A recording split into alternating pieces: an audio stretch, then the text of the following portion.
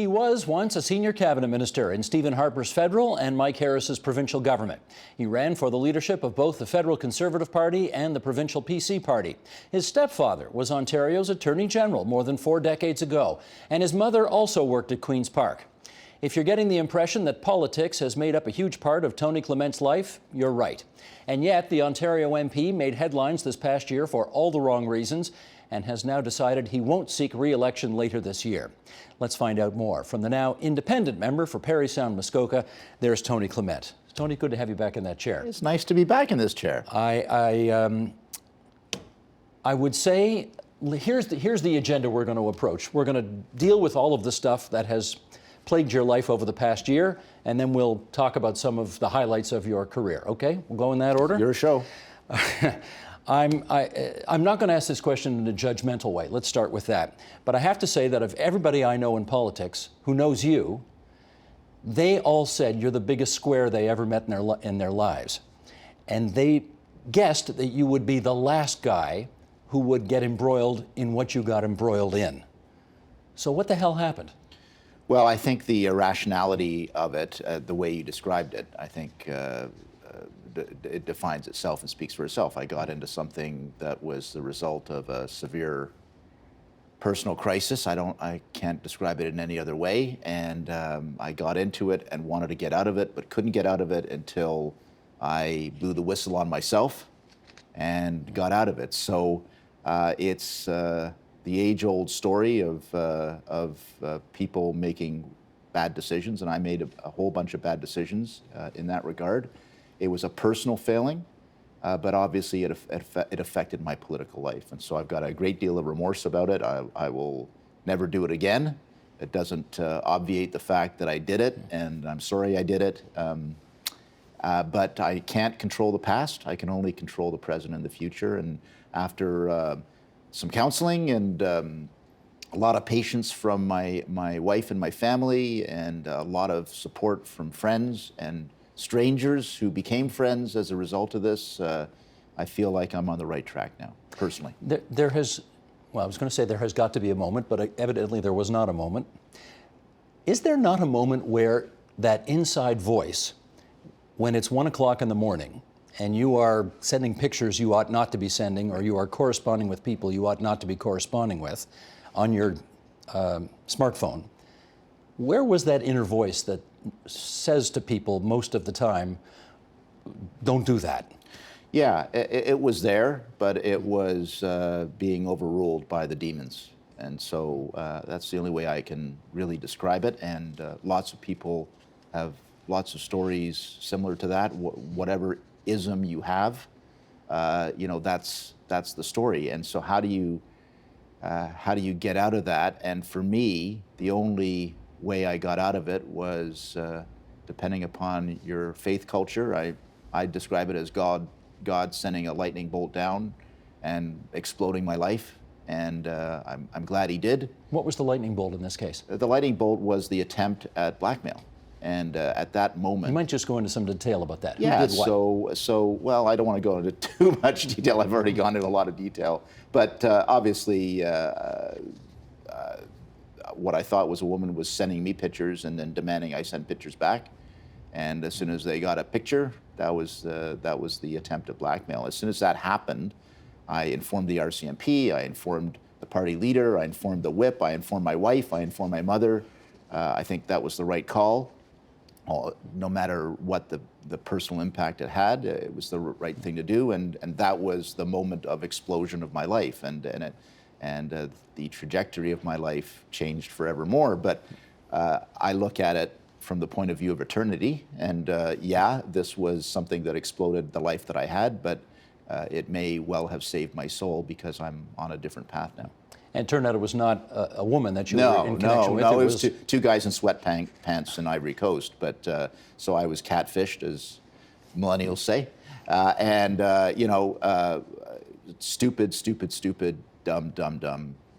But it got me out of this self-destructive behavior. I think one of the reasons this became a bigger story than it might otherwise have been, because yes, there have been plenty of stories of people in political life who have personal failings and et cetera, was that you I mean, you were on a parliamentary committee Right. dealing with national security, and the concern was that by subjecting yourself to blackmail, you somehow endangered the national security of the country. Right. Is that true? No, no. The RCMP says it isn't true. CSIS says it isn't true.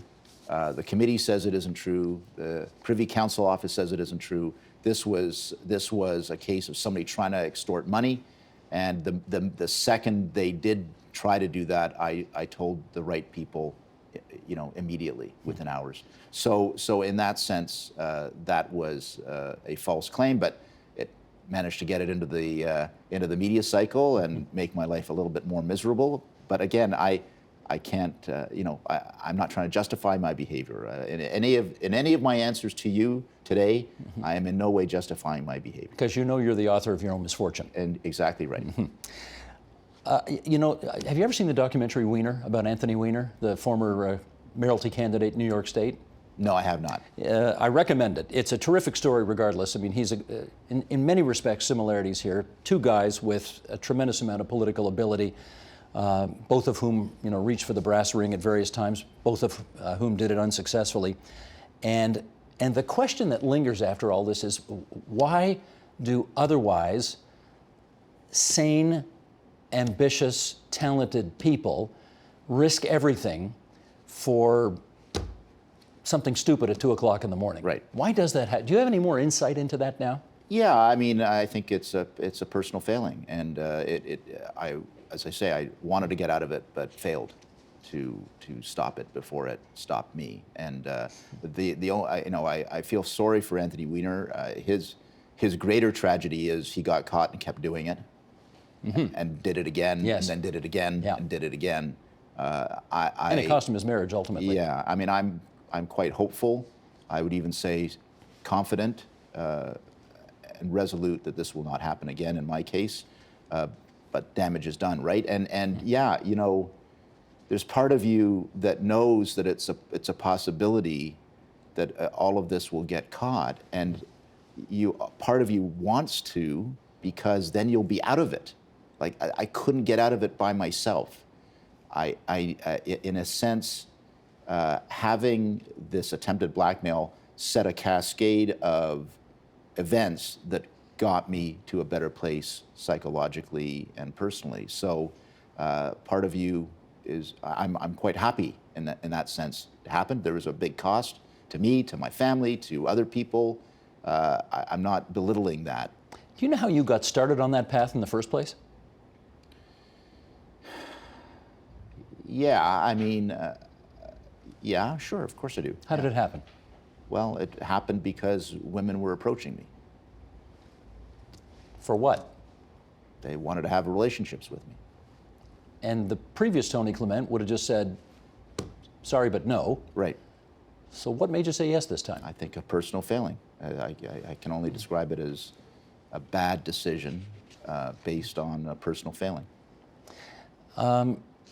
Liking millennials' pictures at 1 o'clock in the morning on Instagram. Well, it may not have been 1 o'clock in the morning my time. I might have been in Vancouver. Oh, okay. But anyway, Gotcha. Go ahead. Well, usually when a guy in his 50s is trying to establish some kind of relationship with women in their 20s online, do people in their 20s consider that creepy? Yeah. Did you, again, did bells not go off saying, this might not look too Well, good? I would, I was liking hundreds of pictures a day, including sunsets and puppy dogs. No one has accused me of wanting to have a relationship with a puppy dog yet, which is probably a good thing. So I did not see it in that light. I now see it for how it could have been perceived in a different light, and I'm very sorry about that. Here's the statement that you eventually put out, and we'll bring up an excerpt of it here. I've decided that I will not run for re-election as MP in the upcoming election. This was actually not a difficult decision, and it is also the right one. I am very content with it, as is my family. It's time to move on. My personal life is back on track after the personal crisis I created, and that better lived life will continue. Let's pick this apart a bit if we can. You put that out in at the beginning of April. Did you want to run for re-election? I did, and then I didn't. So I think in the 5 months since the crisis started in a public sense, and my decision, I had a lot of time to think things through. And I was doing a bunch of things simultaneously. I was still being the Member of Parliament for Parry Sound Muskoka, the greatest job in the world. But I was also working on my family life, and I was working on my personal wellness. And in that time, I had some time to think things through. And I believe, look, after 25 years of running for things, my first election was 1994 for municipal office, you may recall. You ran for Toronto City Council. I did. In the West End. To succeed Derwin Shea, yes. Yeah. Didn't win.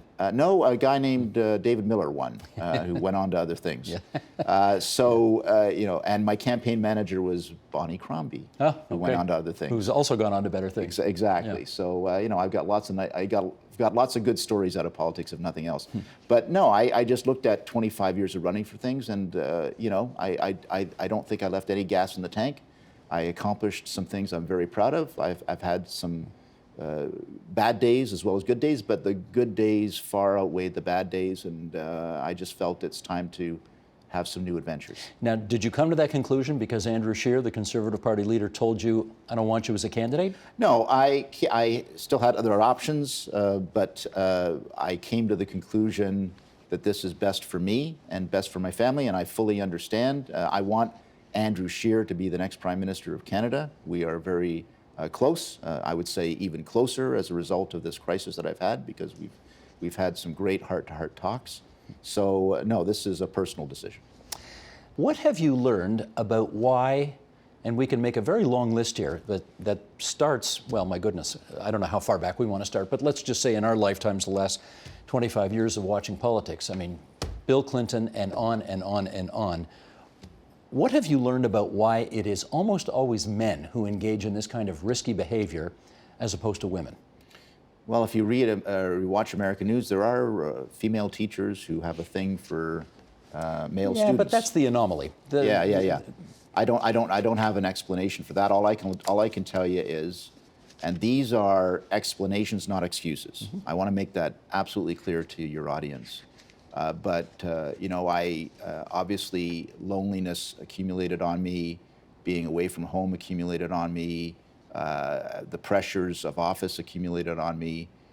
So there's lots of ways you can, quote, let off steam, some which are considered socially appropriate and others which are socially inappropriate, but I would say all of them are inappropriate. So whether you shop too much, whether you gamble too much, whether you engage maniacally in celebrity culture, these are all false gods. And I had a false god, but I've learned when I was knocked off the pedestal, one of the interesting things that happened was people came up to me and told me their stories of their ism that had almost defeated them or had defeated them. So there's a lot more of this going on. This is a societal challenge. You mentioned one word in that answer, and that was loneliness. And I do remember about 25 years ago, Kim Campbell, the former Prime Minister, speaking, I think her expression was the unspeakable loneliness of Ottawa, where, people are going at 100 miles an hour during the daytime, and then, in the evening, they're all off, in their hotel rooms, and bad things can happen. Well, Andrew Scheer had a comment, nothing good happens in Ottawa after 10 p.m. And he's right. Yeah. How much, I can recall times in the past where you lived in Parry Sound in your riding, the rest of your family lived in Brampton, and of course then you would spend the other half of the year in Ottawa. And I do recall thinking to myself, when does this guy ever see his wife and kids? Because you're living life in 3 different cities. How much was loneliness part of this toxic mix? Again, not an excuse, but part of the explanation, for sure. For sure. And look, we've got to find ways to help our politicians deal with these issues. I'm not the first, and I will not be the last. Whatever the downfall is, whatever. So yeah, we have to find ways to deal with this.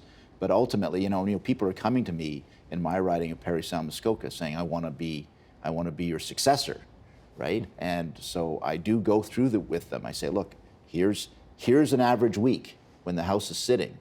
Monday to Thursday, you're not going to be in Parry Sound, Muskoka. You're going to be in Ottawa.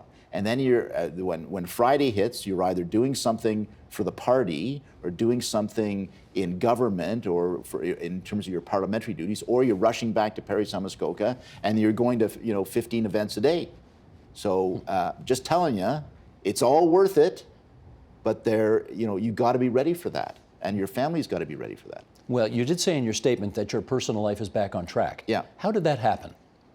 How did my personal life get it back on track? Get back on track, yeah.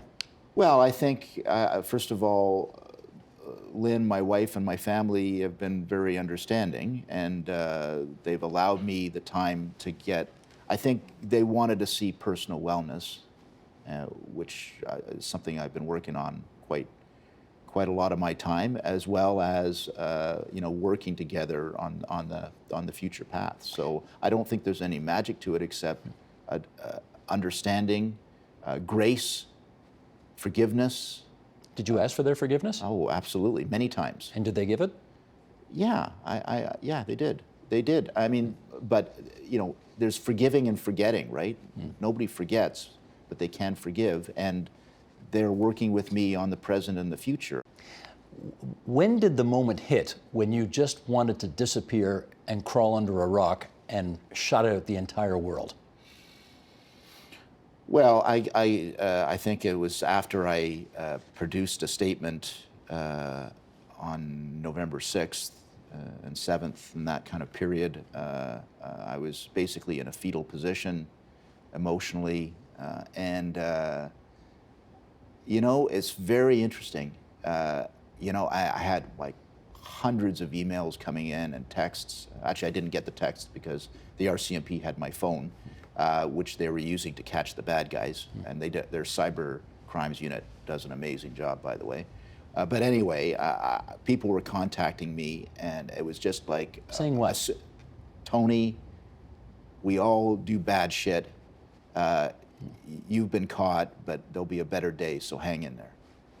That was basically the message I was getting from a lot of people, strangers as well as friends. Did you get any emails which said, "How could you"? Yeah, oh yeah. Yeah, absolutely, mostly on Facebook.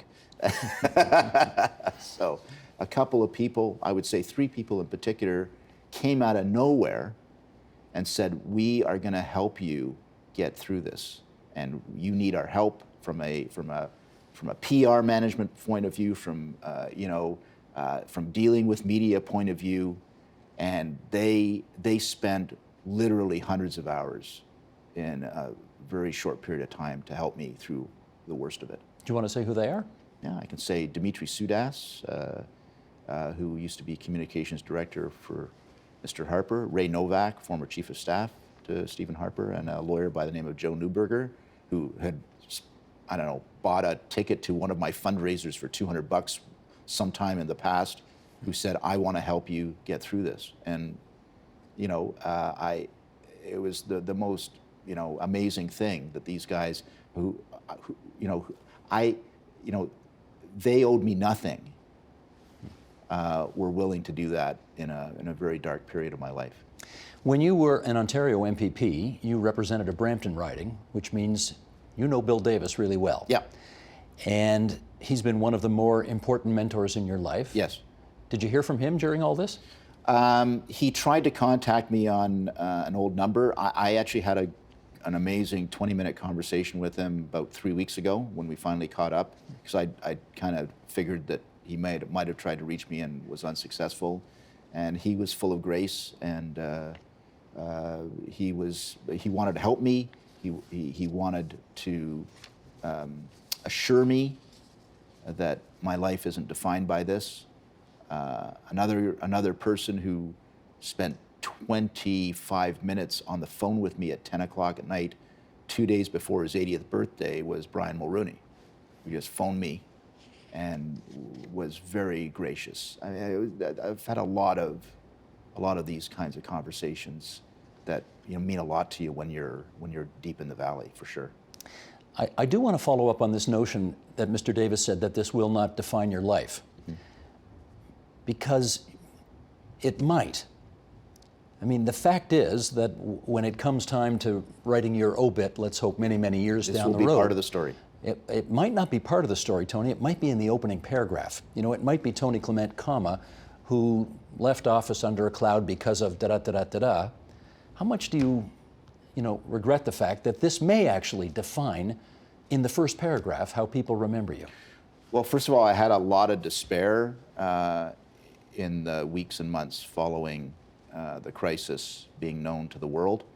A lot of despair, a very deep, dark hole that I was in. You almost wonder what's the point of going on. And so I've gone through that, but I measure things, I have faith. I'm a faith person. I measure things in terms of eternity. So you can say this defines me. I believe God has defined me in a very different way. And when I ask for His forgiveness and get it, that's all I care about. When I hear somebody say the words, I wondered what the point was in going on, I have to ask, did you consider suicide? No, I consider and fantasize are two different things, so I didn't consider it. But you do say, how am I gonna keep on living through this? Is the way I put it. And the answer is through my faith and through my family and through my friends, I found a way to do that. Okay, you've had a long, good run in politics aside from this, 16 years at cabinet tables, both federally and provincially. You mentioned earlier that there were things that you got done that you were proud of. Name some.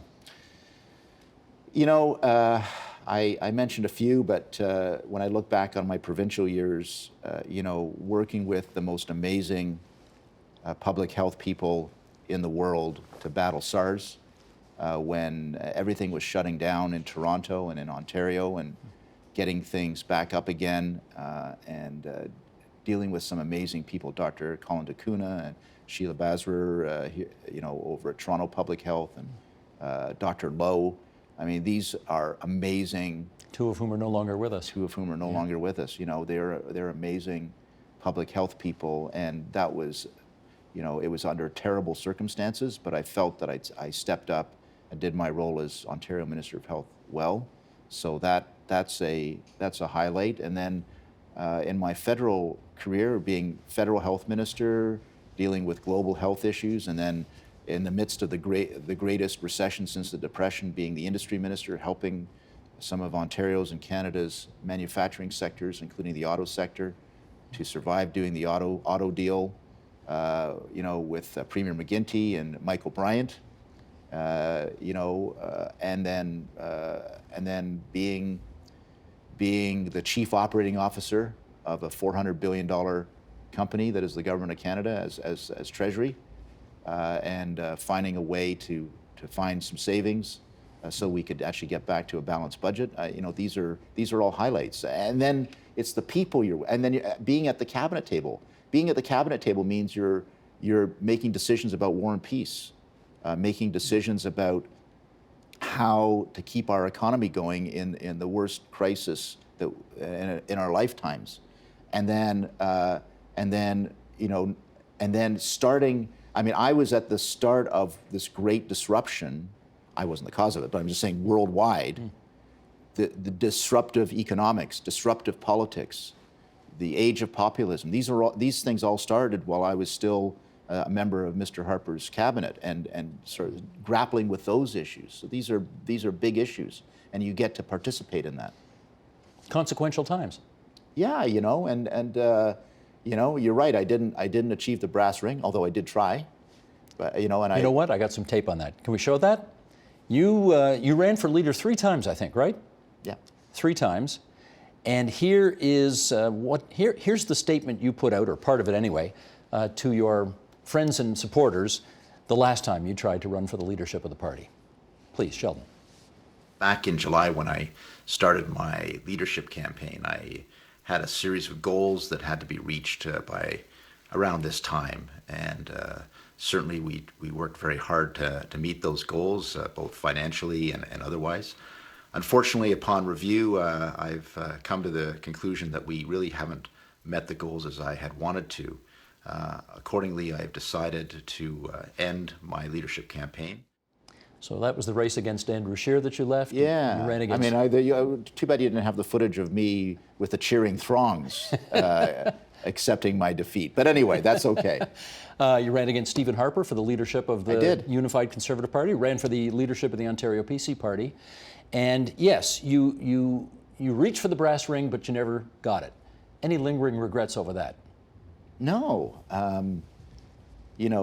Very few try, and even fewer succeed. So I feel that I always stood for some principles and some policies that were innovative and interesting for our country or for our province. So yeah, didn't succeed. The British have a term for it, the nearly man. The nearly man. Yeah, there's lots of people who, there's a very few people who actually win, but to be a good nearly man is almost as good because you do have an impact on your party and your country, and you do have an impact on the trajectory of public life. So not everybody can be the man, but hopefully I was a good nearly man. I want to ask you one last question, and that is, I've known you for a long time, and you and I have known each other, I think, more than 35 years. And I think I'm one of many who can't imagine you doing anything but politics. And now, for the first time in your life, in a very real way, you're going to have to think about a post-political life. What does that look like? Do you even know? Not completely. I mean, I'm done with elected politics, but I think I've been a leader and a founder of the Conservative movement and its various iterations. So I do believe that I can still contribute to conservatism in Canada in some way. Don't know what that is, but I would like to think that I still have some things to say and can help people get elected and do some other things that will be helpful that way. But before I got elected as the MP for Parry Sound Muskoka, what was I doing? I was on 4 corporate boards. I was there was a bit counsel. of a time between your Ontario career and federal career. Yeah, the interregnum. I was counsel to a major law firm. And you were unhappy doing all of it. I had 2 startups that I was involved in, and I was teaching at the law school. And the whole time you were dreaming of getting back into public life. That is very true. There you go. That is very true. So this is a different period, but look, there's always, for all those kids out there thinking about political life, there's always a beginning, a middle, and an end.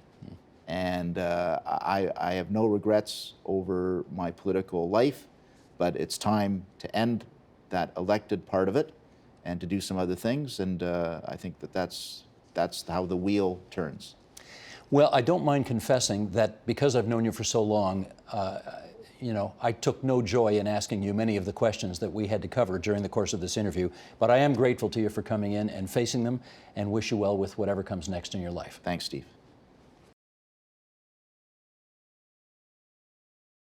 The Agenda with Steve Paikin is brought to you by the Chartered Professional Accountants of Ontario, helping businesses stay on the right side of change with strategic thinking, insightful decisions, and business leadership. Are you on the right side of change? Ask an Ontario CPA.